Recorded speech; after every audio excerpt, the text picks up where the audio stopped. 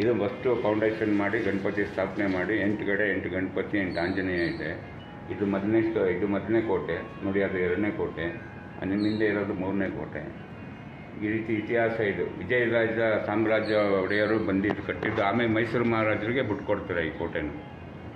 ಅವರೆಲ್ಲ ಆಯ್ಕೆ ಆದಮೇಲೆ ಮೈಸೂರು ಮಹಾರಾಜರಿಗೆ ಬಿಟ್ಕೊಡ್ತಾರೆ. ಇದೆಲ್ಲ ಇತಿಹಾಸ ನೀವು ಕೇಳಬೇಕು ಅಂದರೆ ಒಂದು ವಾರ ಆಯ್ತದೆ.